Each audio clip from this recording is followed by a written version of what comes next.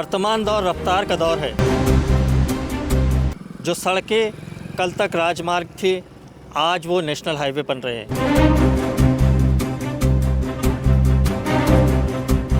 हम उस सड़क पर मौजूद है जहां बीते दिनों हादसों के कारण नेशनल हाईवे मार्ग चर्चाओं में आ गया। डायरेक्ट गाड़ियाँ चल रही है, गाड़ी की स्पीड लिखा है बोर्ड में। हाँ, दुर्घटनाएं हो रही थी, बहुत दुर्घटनाएं हो रही थी।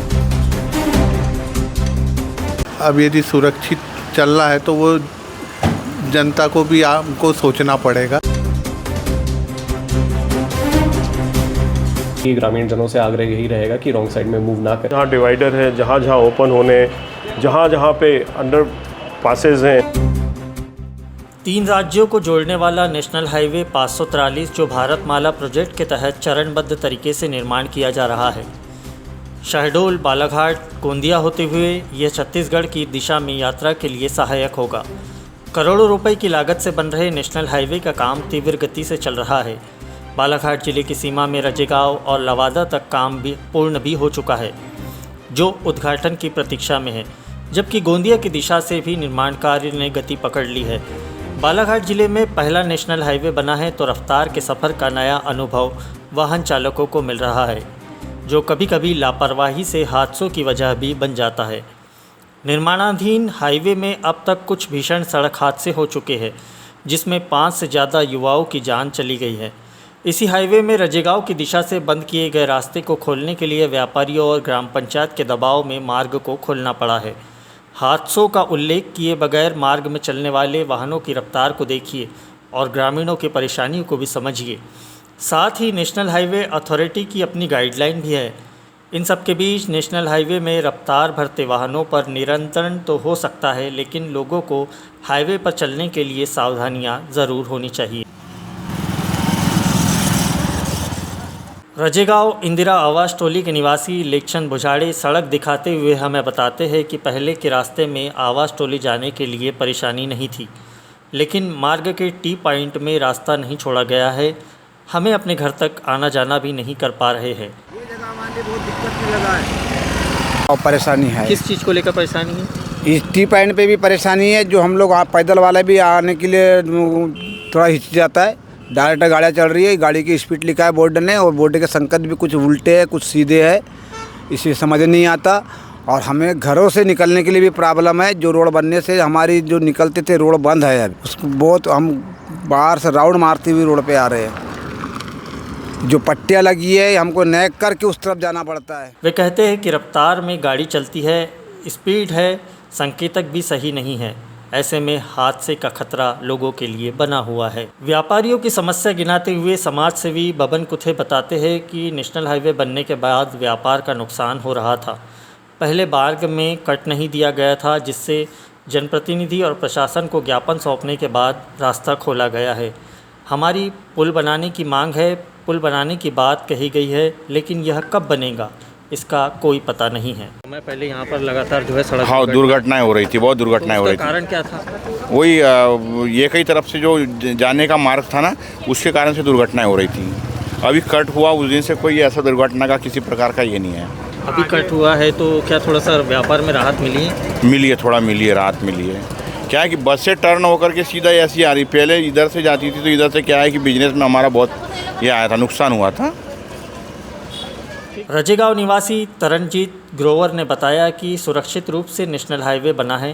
संकेतक एवं सुरक्षा की दृष्टि से ध्यान देना जरूरी है। कुछ लापरवाही की वजह से दुर्घटनाएं हुई है, लेकिन सजगता होनी जरूरी है। जो सुरक्षित रूप से तो बना है, जहाँ से उनकी उचित मार्ग होना चाहिए था, लेकिन अब उसमें जो सप्लीमेंट्री काम है, जैसे ब्रेकर वगैरह है, सुरक्षा की दृष्टि से इंडिकेटर जो संकेत के निशान है, वो अब सरकार ने या इस ओर ध्यान देना चाहिए, जिससे सुरक्षित आवागमन हो सके। बीच में दुर्घटनाएं हुआ करती, क्या कारण था? दुर्घटना तो अब ऐसा है, कुछ निर्माण जगह पे गाड़ी चलते हुए कंफ्यूज के कारण भी ये सब दुर्घटनाएं हुई होगी। बाकी अब यदि सुरक्षित चल रहा है तो वो जनता को भी आपको सोचना पड़ेगा। और जैसे जैसे सुधार होगा वैसे वैसे दुर्घटनाएं कम होगी। नेशनल हाईवे 543 में सालेटिका और रजेगांव के बीच ही अब तक ज़्यादा सड़क हादसे सामने आए हैं, जिसमें युवाओं की इन हादसे में मौत हो गई है। सुरक्षित यातायात और हादसों पर नियंत्रण के लिए जो समझ बनती है, उसमें पहली बात यह है कि बालाघाट ज़िले में अब तक सामान्य तौर पर मार्गों से यातायात हो रहा था। ग्रामीण इलाके नेशनल हाईवे से जुड़े हुए हैं और ग्रामीणों को नेशनल हाईवे पर चलने के लिए नियमों की जानकारी नहीं है और यातायात किस प्रकार सुलभ हो इसका अनुभव कम है। यही वजह है कि आज भी नेशनल हाईवे पर गलत दिशा से वाहन चलाने और सुरक्षित टर्न न लिए जाने, वाहनों को मोड़ने को लेकर भी लोगों की लापरवाही सामने आती है, जबकि दूसरी ओर चौपहिया तथा अन्य भारी वाहनों की रफ्तार अधिक होती है और अचानक सामने कोई आ जाए तो गति पर तुरंत नियंत्रण करना असंभव हो पाता है।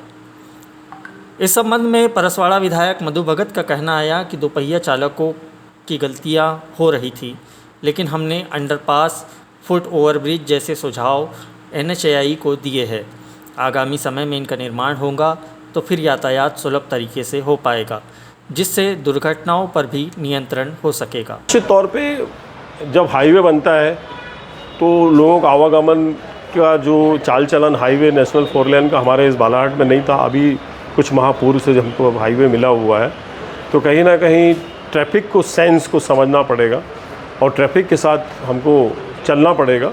और जो एक्सीडेंट हो रहे हैं उसके लिए मैं बहुत ही संवेदना व्यक्त करता हूं और मैं चाहता हूं कि लोग बहुत ध्यानपूर्वक अच्छे से चलें। जान है तो जहान है। सड़क बनी है चलने के लिए, ना कि रफ्तार के लिए। आप अपने आप को सकुशल रखें और जो निर्देश मुझे देने थे, जहाँ जहाँ डिवाइडर है, जहाँ जहाँ ओपन होने, जहाँ जहाँ पे अंडर पासेज हैं, जहाँ जहाँ से हमको ROB जो पाथवे जो हमको बनाना है, वो भी कहीं ना कहीं हम लोग FOB फुट पाथवे कहीं ना कहीं हम इस कार्य के ऊपर काम कर रहे हैं रजेगांव में। हाईवे पर सुरक्षा मानकों को देखने से पता चला कि आवश्यक स्थानों पर संकेतक नहीं है और है भी तो इतने छोटे कि अक्षरों में लिखे हैं जिसे ठीक से पढ़ा भी नहीं जा सकता है। वाहनों की गति और गांवों के नाम दर्शाने वाले फलक ज़रूर बड़े स्वरूप में है, लेकिन सुरक्षित यातायात और दुर्घटना संभावित स्थानों पर बड़े संकेतकों की आवश्यकता बनी हुई है। साथ ही नेशनल हाईवे बनने के बाद ग्रामीणों को पहला अनुभव है, इसलिए हाईवे से लगी पंचायतों में जागरूकता के लिए प्रचार प्रसार किए जाने की आवश्यकता है। कलेक्टर मृणाल मीना से जब इस संबंध में चर्चा की गई तो उन्होंने बताया कि बड़े संकेतकों को लगाने के निर्देश दिए हैं। गाँवों में पंचायतों की सभा तथा विशेष अभियान चलाकर नेशनल हाईवे के प्रति जागरूकता को लेकर काम किए जाने की बात भी उन्होंने कही है। साथ ही कलेक्टर ने कहा कि रजेगांव में जिस स्थान पर कट दिया गया है उसका भी परीक्षण किया जाएगा ताकि आने वाले समय में यह दुर्घटनाओं का कारण ना बन जाए। कलेक्टर ने सुरक्षित यातायात के लिए सावधानियां बरतने को भी लोगों से कहा है। इसमें देखिए, मैंने स्वयं भी स्पॉट विज़िट किया था और जो स्थिति इसमें निकल के आई है वो ये है कि इन एक्सीडेंट्स का मुख्य कारण लोग जो गांव की तरफ से जाते हैं वो अंडरपास यूज़ नहीं करते हैं और रॉन्ग साइड में ट्रैफिक मूवमेंट वो लोग करते हैं। और जब रॉन्ग साइड में आप मूव करेंगे तो सामने से जब वाहन आता है तो उसमें दुर्घटना होने के चांसेस भी बढ़ जाते हैं। अब इसमें हम लोग 2 तरीके से काम कर रहे हैं। एक तो NH की टीम के साथ में पुलिस और स्थानीय प्रशासन, ये जितने भी हमारे विलेजेस हैं, यहाँ पे ग्रामीण जनों के साथ में डिस्कशन करेगा, उनमें प्रचार प्रसार करने की कवायद शुरू करेगा कि जो अंडरपास दिया गया है, आप स्वयं भी जाके देखेंगे तो इतना कोई लंबा डिस्टेंस अंडरपास से नहीं पड़ता है, बट कहीं ना कहीं इन सब चीज़ों की अनजानी के चलते हुए लोग रॉन्ग साइड में मूव कर रहे हैं। तो एक तो वहाँ पे प्रचार प्रसार इसका बढ़ाने के लिए हम लोग अभी कार्य शुरू कर रहे हैं और साथ में NH को बड़े बड़े साइनेजेस जिस सर्विस लेन से ये लोग रॉन्ग डायरेक्शन में घुसते हैं उस सभी सर्विस लेन में साइनेजेस लगाने के लिए, ताकि लोगों को जानकारी रहे कि सामने की तरफ में उल्टी दिशा से तेज़ स्पीड में वाहन मूव करते हैं और उसको रॉन्ग साइड मूवमेंट ना करते हुए अंडरपास का उपयोग करें। ये दोनों चीज़ें अभी करना शुरू किया है। साथ में पुलिस के साथ में ये भी डिस्कशन हुआ है कि जो लोग रॉन्ग साइड में मूव करते हैं उस पर सख्ती के साथ में जुर्माने की भी कार्रवाई करें। सर, रजेगांव में जो पहले जो रास्ता था वहाँ कट लगाने की बात उठी थी सामने, तो क्या वो कट लगाना ज़रूरी है या फिर अंडरपास का उपयोग कर लिया जाएगा? क्योंकि बहुत अधिक वहाँ पे रजेगांव के जनसामान्य की डिमांड है कि वहाँ पे कट लगाया जाए, और एनएच के समक्ष में प्रस्ताव पहले भी मूव हुआ था स्थानीय जनप्रतिनिधियों के माध्यम से, और एनएच उसमें खुद ने टेक्निकली एग्जामिन करा के एनएच ने वहाँ पे अंडर कट किया जाना फीजिबल पाया था। परंतु ये भी बात सही है कि हर तरीके से सर्विस लेन के आगे इस तरीके से मीडियन कट देना संभव नहीं है।